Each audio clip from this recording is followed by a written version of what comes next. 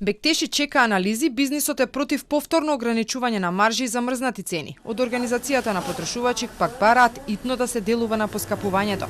Сметаат и дека Комисијата за заштита од конкуренцијата треба да излезе на терен и да види дали трговците ги договараат цените и дали кај нив е вината за ваквите шокови. Овие шпекулации на одредени трговци со покачувањето на цените веќе беа спомнати. КЗК, Комисија за заштита на конкуренција, би требало да реагира тука, да види да нема некое здружување од толкаво плафонирање од нивна страна на цените и би требало да се преземат одредени мерки од и се оди на джебот на штета на потрошувачот. Токму кон Комисијата за заштита на конкуренцијата вчера министерот Бектеши упати и критики. Представка или да преземат конкретна мерка, било тоа неетично однесување, било тоа нефер трговска практика, било тоа здружение на одредени компании, било тоа концентрација на економска моќ на одредена компанија, ако вие имате таков пример, можете да ми го кажувате или да го пренесете на граѓаните.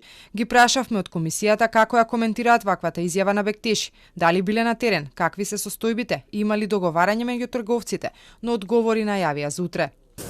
Од Пазарен за Телма соопштија дека тие се уште анализираат кај кого е вината за високите цени. Дали кај производителите или кај трговците, кога ќе ги сублимираат податоците, ќе ги соопштеле во јавноста. И додека се чекаат анализи, се утврдува кој е виновен за поскапувањето и дали со какви мерки треба да се делува, цените рушат рекорди.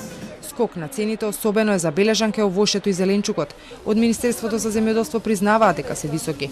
Проблемот го гледаат и во тоа што е нарушен ланецот на снабдување. Парите не одат кај земјоделците, туку на друго место. Погледнете ги набавните цени кои ги има кај земјоделецот, кои се продажните цени, токму затоа што и ние како граѓани ги заборавивме зелените пазари.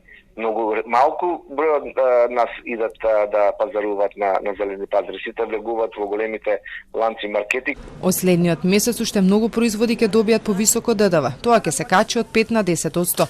Експертите предупредуваат состојбата да се следи и при носење на било какви одлуки за ублажување на последиците од поскапувањето. Многу да се внимава.